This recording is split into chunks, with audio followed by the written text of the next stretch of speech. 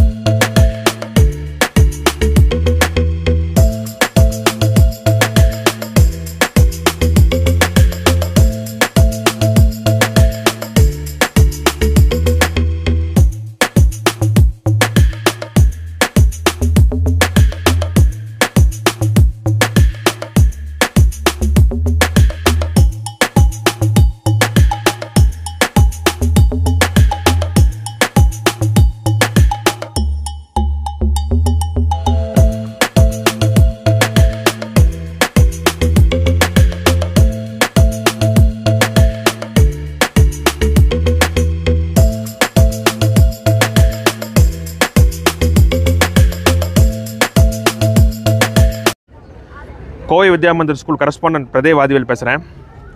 இன்றைக்கி பார்த்தீங்கன்னா Sulur zonal லெவலுக்கான kho kho games, மாணவ மாணவிகளுக்கான கேம்ஸ் நம்ம கோவை வித்யாமந்திர் ஸ்கூல் கேம்பஸ் நடக்குது.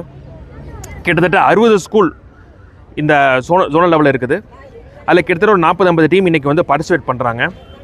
கிட்டத்தட்ட ஒரு 700-800 குழந்தைகள், மாணவ மாணவிகள் வந்து இங்கே நம்ம பள்ளியில் வந்து இன்றைக்கி வந்து கொக்கோ விளையாடுறதுக்காக வந்திருக்காங்க. ஸோ கிட்டத்தட்ட இதில் வந்து kabaddi, kho kho, throwball, volleyball, basketball, football, badminton, shuttle போன்ற எல்லா கேம்ஸும் கிட்டத்தட்ட முடிஞ்சிருச்சு. அதுக்கப்புறம் நம்ம ஸ்கூலில் இப்போ நம்ம கேம்பஸில் செஸ், சிலம்பம் போன்ற கேம்ஸ் முடிஞ்சு இன்றைக்கி வந்து கொக்கோ கேம்ஸ் நடந்துகிட்ருக்குது. ஸோ இது வந்து மாணவர்களுக்கும் மிகப்பெரிய ஒரு opportunity to express them self. ஒரு ஸ்போர்ட்ஸை கரியராக எஸ்டாப்ளிஷ் பண்ணுறதுக்கு இதுதான் அடித்தளம். ஏன்னா நம்மளுக்கு எல்லாத்துக்கும் தெரியும், இந்தியா ரொம்ப அதிகமான பொட்டென்ஷியலோட ஒரு நாடு. 146 கோடி பேர் இருக்கிற நாடு. அதே மாதிரி 80 கோடி பேர் அண்டர் த ஏஜ் ஆஃப் 35 இருக்கிறாங்க. அதனால் உங்களுக்கு தெரியும், ரொம்ப அதிகமான பொட்டென்ஷியலுக்கு இந்த இந்தியா நாட்டில் ஒலிம்பிக்ஸை நம்மளால் அதிகமான பிளேஸ் பண்ண முடியல. 71st பிளேஸ் தான். So we are very aware of the fact India is aggressively bidding for 2036 Olympics. 2036 Olympics games நம்ம நாட்டில் நடக்கிறதுக்காக நம்ம நாடு ரொம்ப போராடிட்டு இருக்குது. அப்போ நடக்கும்போது இந்த மாதிரி கொக்கோ கேம் வந்து ஒலிம்பிக்ஸில் இருக்கிறதுக்கு மிகப்பெரிய அதிக வாய்ப்பு இருக்குது. Because it's a traditional game. கிட்டத்தட்ட நம்ம நாட்டில் இந்த கொக்கோ கேம் 2000 ஆண்டுகளாக நடந்துட்டு இருக்குது. நம்மளுக்கு தெரியாது நிறைய பேர்த்துக்கு. கிட்டத்தட்ட மகாபாரதத்துலேயும் கூட இந்த கேமோட விஷயங்கள்லாம் நிறைய வந்து மகாபாரத ஸ்கிரிப்டும் இருக்குது இந்த கேம்ஸோட ஸ்கிரிப்ட். ஸோ இந்த இந்த கேம் எப்படின்னு பார்த்தீங்கன்னா, இது லைஃப்பில் நிறைய லெசன் சொல்லி தருது. ஒரு சேசர், அதாவது 9 சேசர் 3 டிஃபென்ஸ் ஆடுற இந்த கேமில் ஒரு சேசர் ஒரு டிஃபென்ஸ் பண்ணுறவனை தொட போகும்போது ஒரு கடிவாளம் போட்ட குதிரை மேலே ஒரு ஃபோக்கஸ்டாக தொட போகிறான். ஸோ இந்த விஷயம் வந்து அவனுக்கு வந்து வாழ்க்கையில் ஒரு ஃபோக்கஸ்ங்கிற ஒரு ஒரு ஆட்ரிபியூட்டாக அவனுக்கு வாழ்க்கையில் சொல்லித்தருது. அதே மாதிரி டிஃபென்ஸ் பண்ணுறவன் சேஸ் பண்ணுறவனை தள்ளி போய் இல்லைன்னா ஓடி போய் எவேட் பண்ணி போகிறான். ஸோ வாழ்க்கையில் நம்மளுக்கு தினமும் நிறைய ப்ராப்ளம்ஸ் வரும். அந்த ப்ராப்ளம்ஸ் அவாய்ட் பண்ணுறதுக்கு இந்த கேம் இயற்கையாக நம்ம சொல்லித்தருது. ஸோ இதில் நான் அவங்க கோல்டு மெடல் ஜெயிப்பான், இல்லை பிரான்ஸ் மெடல் ஜெயிப்பான், சில்வர் மெடல் ஜெயிப்பான் தாண்டி இது லைஃப்பில் நிறைய லெசன்ஸ் அவனுக்கு சொல்லித்தருது.